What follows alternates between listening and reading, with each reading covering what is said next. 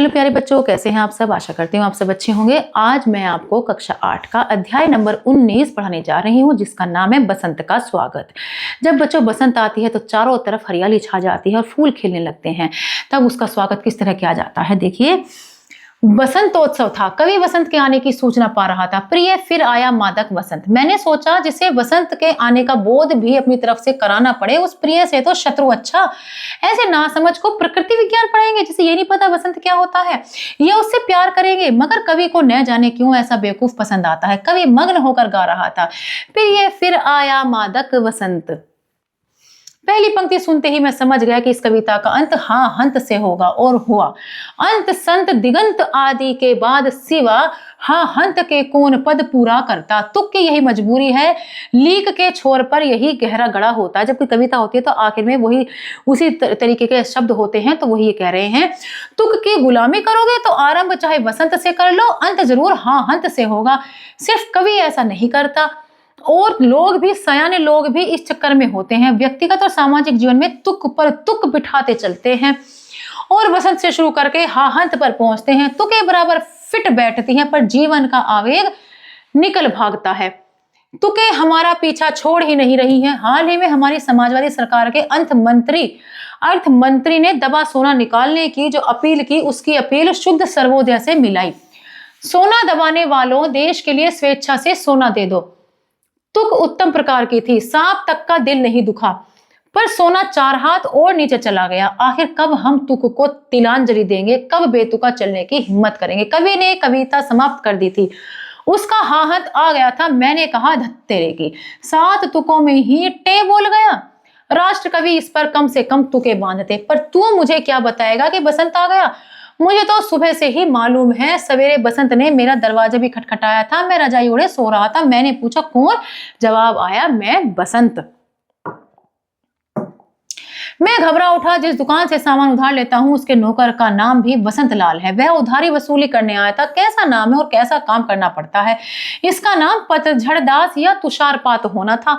वसंत अगर उधारी वसूल करता फिरता है तो किसी दिन आनंद कर थानेदार मुझे गिरफ्तार करके ले जाएगा और अमृतलाल जल्लाद फांसी पर टांग देगा। मैंने मुंह उघाड़ कर कहा, भाई माफ करना, मैंने तुम्हें पहचाना नहीं। अपनी यही विडंबना है कि ऋतुराज वसंत भी आए तो लगता है उधारी के तगादे वाला आया। उमंगे तो मेरे मन में भी है, पर यार ठंड बहुत लगती है। वह जाने के लिए मुड़ा। मैंने कहा, जाते जाते एक छोटा सा काम मेरा करते जाना। सुना है तुम ऊबड़ खाबड़ चेहरों को चिकना कर देते हो, फेस लिफ्टिंग के अच्छे कारीगर हो तुम, तो जरा यार मेरी सीढ़ी ठीक करते जाना, उखड़ गई है। उसे बुरा लगा। बुरा लगने की बात है, जो सुंदरियों के चेहरे सुधारने का कारीगर है उससे मैंने सीढ़ी सुधारने को कहा। वह चला गया। मैं उठा और शाल लपेटकर बाहर बरामदे में आया। हजारों सालों के संचित संस्कार मेरे मन पर लदे हैं।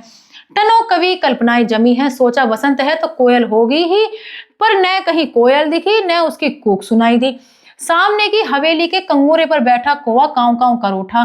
काला कुरूप कर्कश कौवा मेरी सौंदर्य भावना को ठेस पहुंची। मैंने उसे भगाने के लिए कंकड़ उठाया। तभी ख्याल आया कि एक परंपरा ने कौवे को भी प्रतिष्ठा दे दी है। यह विरहणी को प्रियतम के आगमन का संदेश देने वाला माना जाता है, यानी कि कोई घर में आने वाला इस चीज का संदेश माना जाता है कौवे को।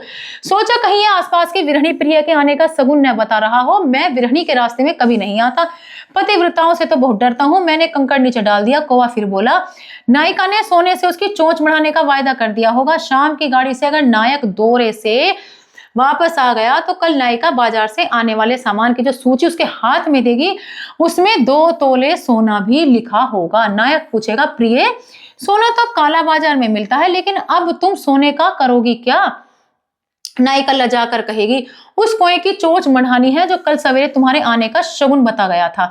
तब नायक कहेगा, प्रिय तुम बहुत भोली हो। मेरे दौरे का कार्यक्रम यह कौवा थोड़ी ही बनाता है, वह कौवा बनाता है जिसे हम बड़ा साहब कहते हैं। इस कलूटे की चोंच क्यों सोने से मंडाती हो। हमारी दुर्दशा का यही तो कारण है कि तमाम कौए सोने से चोंच मढ़ाए हैं और इधर हमारे पास हथियार खरीदने का सोना नहीं है। हमें तो कौवों की चोंच से सोना खरोंच लेना है।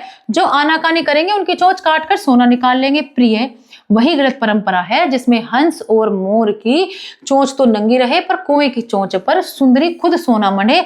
नायिका चुप हो जाएगी। चौराहे पर पहली बसंती साड़ी दिखी, मैं उसे जानता हूँ, यौवन की एड़ी दिख रही है, वह जा रहा है, वह जा रहा है।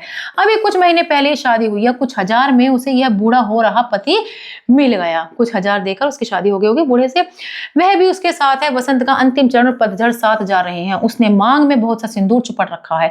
जिसकी जितनी मुश्किल से शादी होती है वह उतनी ही बड़ी मांग भरती है। उसने बड़े अभिमान घमंड से यानी कि मेरी तरफ देखा, फिर पति को देखा। उसकी नजर में ठसक और ताना है, जैसे अंगूठा दिखा रही हो कि ले मुझे तो यह मिल ही गया। मगर यह क्या? वह ठंड से कांप रही है। बसंत में बसंती साड़ी को कपकपी छूट रही है। यह कैसा बसंत है जो शीत के डर से कांप रहा है? यह उत्तर से बर्फीली हवा आ रही है। हिमालय के उस पार से आकर इस हवा ने हमारे वसंत का गला दबा दिया है। शीत तो वसंत के पीछे लगा ही हुआ है, पर उसके पीछे गर्मी भी तो लगी है। अभी उत्तर से शीत लहर आ रही है तो फिर पश्चिम से लू भी तो चल सकती है। बर्फ और आग के बीच हमारा वसंत फंसा है। इधर शीत उसे दबा रही है और उधर से गर्मी। अब वसंत सिकुड़ता जा रहा है, यानी वसंत अब छोटा होता जा रहा है, सर्दी और गर्मी के बीच में फंसकर। मौसम की मेहरबानी पर भरोसा करेंगे तो शीत से निपटते निपटते लू तंग करने लगेगी।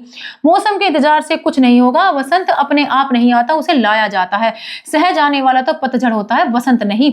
अपने आप तो पत्ते झड़ते हैं, नए पत्ते तो वृक्ष का प्राण रस पीकर पैदा होते हैं। वसंत यूं ही नहीं आता। शीत और गर्मी के बीच से जो वसंत निकाल सके निकाल ले। दो पाटों के बीच में फंसा है देश का वसंत। पाट और आगे खिसक रहे हैं।